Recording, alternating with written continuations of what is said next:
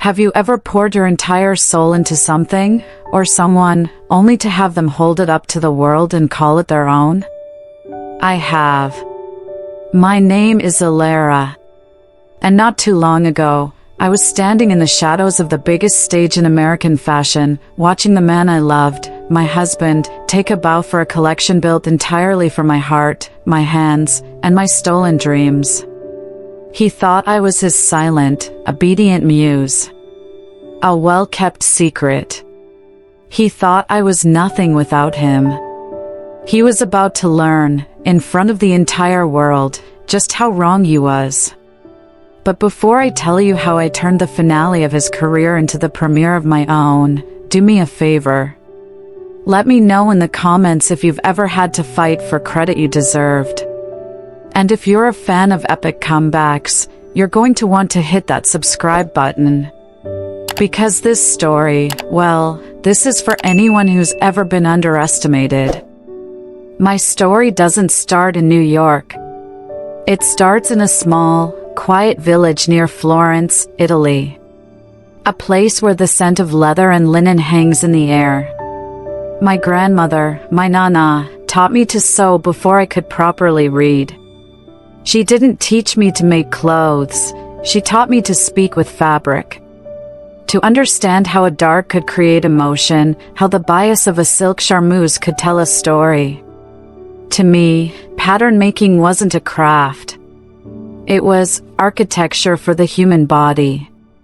I moved to New York with a scholarship to a prestigious design institute and a portfolio filled with ideas that were, perhaps, too structural, too strange for my professors.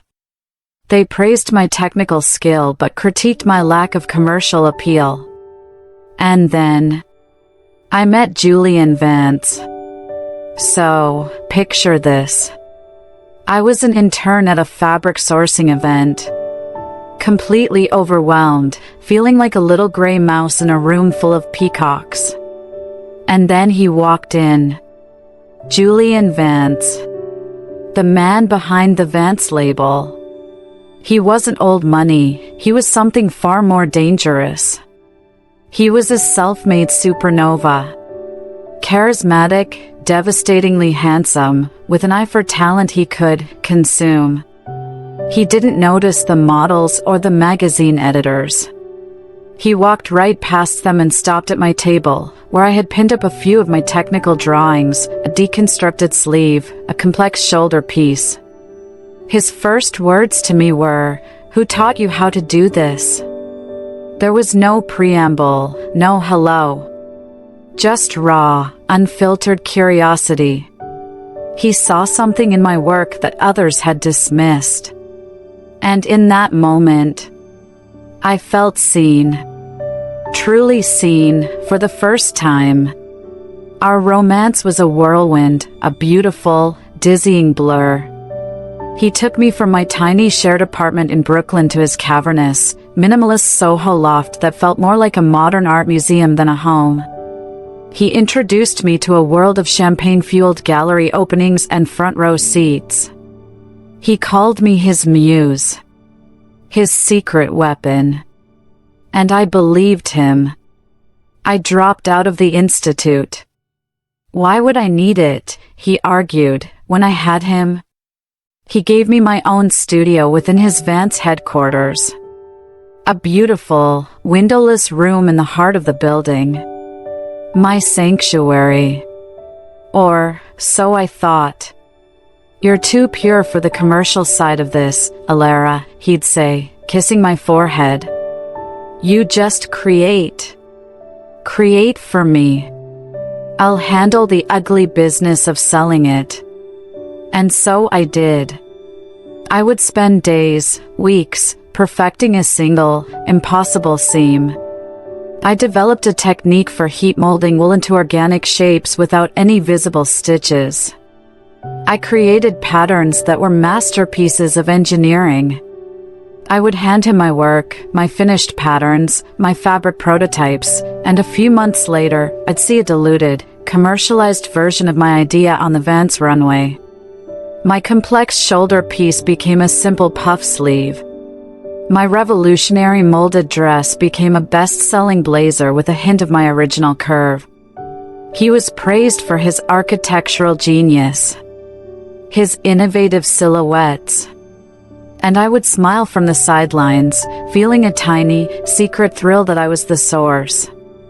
His wife. His muse. I was so naive. The only person who saw through the facade was Madame Du Bois. She owned a dusty, ancient fabric shop in the garment district, a place that time had forgotten. It was piled floor to ceiling with bolts of extinct textiles. She was a tiny French woman with eyes that saw everything. A muse, she scoffed one afternoon, her French accent thick as molasses, as I bought a roll of rare silk. A muse is what a lazy artist calls the woman whose soul he is drinking like a glass of wine. Be careful, petite, that he does not leave you an empty glass. I dismissed it as cynicism, but her words planted a seed of doubt. The years passed. Our marriage was a performance. In public, he was the adoring husband, and I was the ethereal, shy artist wife who supported his genius. In private, I was a ghost in my own home. My attempts to add warmth to the loft, a colorful rug, a handmade quilt, were gently removed. It clashes with the Vance aesthetic, darling, he'd say. The core wound, the moment the beautiful facade shattered, happened on a Tuesday. I had just perfected my most ambitious design yet. A bodice inspired by the interlocking plates of an armadillo's shell, created from layered, laser-cut leather. It was groundbreaking. I was proud. I left the prototype on my mannequin and went to find Julian to show him. His office door was slightly ajar. I heard voices. His and a woman's. Serafina Du Bois, no relation to Madame, a cruel irony. Serafina was another designer, a rival known for her sleek, minimalist, and frankly, boring clothes. It's a gift, darling, Julian was saying. A little spark of inspiration. No one will ever know. But Julian, this is genius, Serafina purred. Where did you even come up with it? I heard Julian laugh. A sound I once found charming, now sounded like breaking glass. Let's just say my little muse has her uses. She's a phenomenal technician. I pushed the door open. They were standing over a tablet, looking at a 3D rendering of my armadillo bodice. My design. My work. He was giving it to her. To our rival. Julian's face barely flickered. No shock. No guilt. Just annoyance at being interrupted. Alara, he said, his voice smooth as silk. We were just having a design meeting. My voice was a whisper. That's my bodice. He looked from the tablet to me, a dismissive smirk playing on his lips. Darling, please. Don't be so dramatic. You made a pattern. A beautiful one, yes. But a pattern is not a vision. It takes an artist to see its potential. He gestured from me to himself. You're a technician. I'm the artist. There's a difference. A technician. Not an artist. In that moment, 8 years of my life, of my work, of my love, curdled into something bitter and cold. He hadn't just stolen from me. He had defined me, diminished me, and then given away the fruits of my soul as a cheap gift to another woman. That was the wound. Deep and mortal. I didn't scream. I didn't cry. I just nodded, turned, and walked away. He thought I was going back to my studio to pout. He had no idea I was walking out of his life forever. I walked out of that gleaming steel and glass tower with nothing but my handbag and the clothes on my back. I didn't go back to the loft. I couldn't. I walked for hours, the city lights blurring through my tears, until I found myself standing in front of Madame Dubois's dusty little shop. She unlocked the door without a word, took one look at my face, and led me to a small, cramped room in the back, filled with forgotten dress forms and bolts of fabric. She made me a cup of tea so strong it could strip paint. "So," she said, sitting opposite me, "the wine glass is empty." I told her everything. When I was done, she just nodded slowly. "Good. The muse is dead. Now, the artist can be born." Julian, of course, assumed I'd come crawling back in a week. When I didn't, the charm turned to ice. He canceled my credit cards. He sent a curt email via his assistant requesting I arrange a time to pick up my personal effects. He then systematically blacklisted me. Every contact I had in the industry suddenly wouldn't return my calls. The Vance machine was powerful, and it made sure every door was slammed in my face. I was broke, alone, and invisible. For weeks, I stayed in Madame Dubois's back room, sleeping on a cot. I spent my days just touching the fabrics. The velvets, the brocades, the strange, synthetic textiles from the 70s. It was the only comfort I had. Slowly, I started to create again. Not for Julian. Not for a brand. For myself. I didn't have money for new materials, so I used the scraps and remnants from Madame's forgotten bolts. I pieced together a jacket from a dozen different kinds of damask. I wove a dress from ribbons of metallic thread. I wasn't following trends, I was channeling my rage, my grief, my newfound freedom into the clothes. They were strange. They were aggressive. They were me. My first client was a drag queen named Lyra Dominion who lived in the apartment above the shop. She saw the jacket I'd made and her eyes went wide. "Honey," she said, circling me. "That is not a piece of clothing. That is a statement. Who made that?" "I did," I whispered. She commissioned a piece for her next performance. Something celestial and terrifying. I built her a gown with wings made from iridescent, shattered vinyl and a crown of thorns woven from silver wire. When she performed in it, she was transcendent. And after the show, people didn't just ask about her. They asked about the gown. That's how it started. Word spread, not through magazines, but through whispers in the places high fashion ignored. I started making pieces for punk musicians, for performance artists, for the vanguards of the underground. My clients weren't looking for a label. They were looking for armor. For identity. We formed a sort of collective. I called it Ethel, an old word for something noble, innate, original. I never used my own name. I was just Ethel. Madame Dubois acted as my fierce, protective gatekeeper. She'd vet every potential client. "Ethel is not for tourists," she'd say, shooing away anyone she deemed unworthy. While Julian was on the cover of magazines, talking about his minimalist evolution, I was in a basement studio. I'd moved into a small space in the East Village, building an empire of outcasts. Every dollar I made, I poured back into Ethel. I bought rare, vintage fabrics Madame sourced for me. I invested in an old, industrial loom. I was building my arsenal. The turning point came in the form of Marcus Thorne. Marcus Thorne was the most feared fashion critic in New York. His blog, The Gilded Needle, could make or break a billion-dollar brand with a single, scathing review. He was famously allergic to celebrity designers and marketing hype. He was only interested in one thing, true, unadulterated talent. He had heard the whispers about Ethel.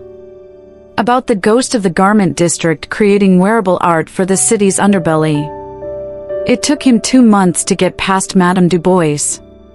He arrived at my studio one rainy afternoon, unannounced. He was tall, impeccably dressed in a simple black suit, and his eyes missed nothing. He didn't speak for 20 minutes.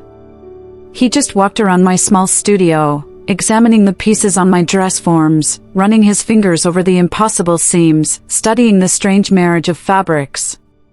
Finally, he turned to me. "I've been covering fashion for 15 years, he said, his voice quiet but resonant. "I see 1,000 pieces of clothing a week. 999 of them are just products.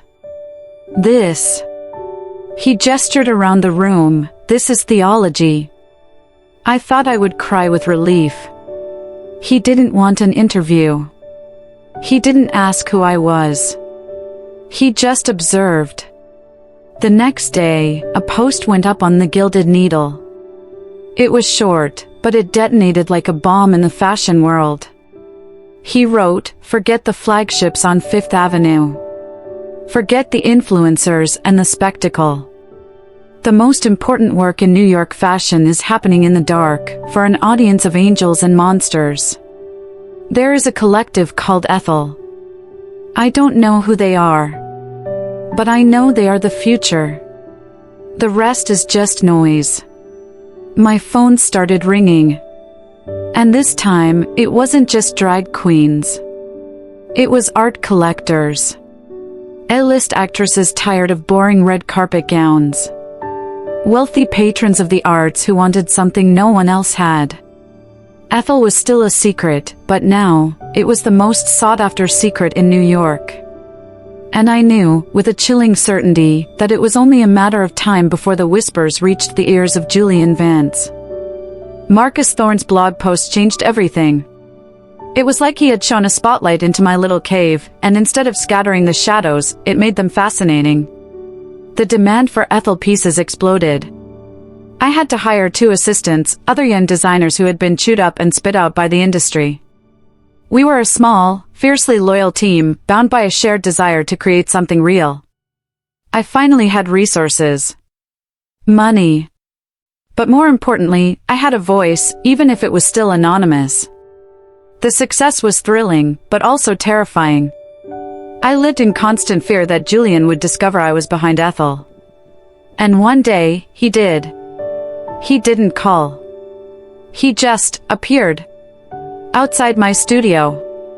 He was leaning against his Blacktown car, looking exactly as he always had, impossibly polished, a predator in a bespoke suit. My heart hammered against my ribs. "Alara," he said, his voice laced with a predatory sort of admiration. "Ethel. How clever. I should have known. That raw talent, it always had your signature." I just stared at him, my hands clenched into fists. "I'm not here to fight," he said, raising his hands in a gesture of mock surrender. "I'm here to congratulate you. And to make you an offer. Come back to Vance. Not as a muse. As a partner. We'll create a new couture line. Ethel by Vance. We were always better together." The audacity of it, it took my breath away. He thought he could just buy back the soul he had tried to crush. "No," I said. My voice was quiet, but it didn't shake. "Thank you for the offer, Julian. But Ethel is not for sale." His smile tightened. The charm evaporated, revealing the cold fury beneath.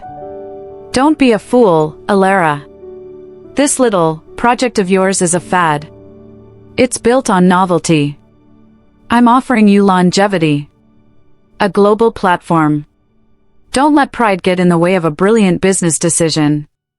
"It's not pride," I said, meeting his gaze. "It's principle." He let out a short, sharp laugh. "Principle doesn't pay the rent on a Soho flagship store. You'll change your mind." He got back in his car and sped off, leaving me shaking not with fear, but with rage. That encounter lit a fire in me. I was no longer just surviving, I was preparing for war. My biggest achievement, the one that truly set the stage for the end, came through a commission from a reclusive, legendary musician who was planning her first tour in a decade. She wanted her entire stage wardrobe created by Ethel. It was a massive undertaking. For 6 months, my team and I worked ourselves to the bone, creating a universe of costumes that told the story of her music. The tour launched, and the fashion world lost its mind. The reviews for the music were great, but the reviews for the costumes were ecstatic. Marcus Thorne dedicated an entire feature to the symphony in silk and leather, calling it a paradigm shift in performance wear.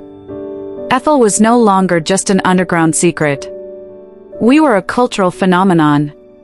And I finally had what I needed, a war chest, a loyal army, and a platform. Then came the final piece of the puzzle.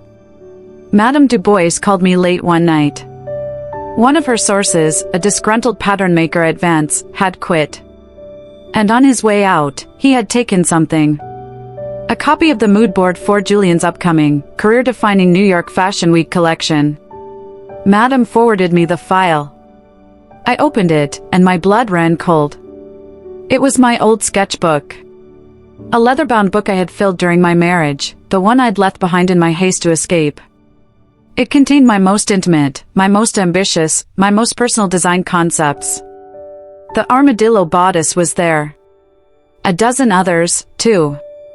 Concepts for an entire collection, titled Metamorphosis. He was stealing my life's work. Not just one idea. Everything. He was planning to present my soul as his magnum opus. I looked at the images, at my own handwriting, at the notes and sketches I had poured my heart into.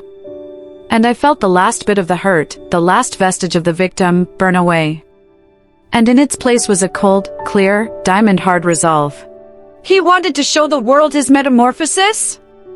Fine. I would show them mine first. New York Fashion Week. The apex of the industry's vanity and power. Julian's show was the most anticipated event of the season. Vance had booked the largest, most dramatic venue, a cavernous, raw industrial space on the Hudson River. The invitation list was a roll call of the world's most powerful editors, buyers, and celebrities. The theme, leaked to the press, was metamorphosis. They were expecting a masterpiece. They had no idea what was coming. For 6 weeks, my team and I worked in absolute secrecy. I called in every favor. My Ethel family, the artists, the musicians, the drag queens, they were my army. Marcus Thorne, without asking for specifics, simply told me, whatever you're planning, make sure I have a front row seat. We didn't just recreate the designs from my sketchbook. We realized them. In their purest, most untamed form.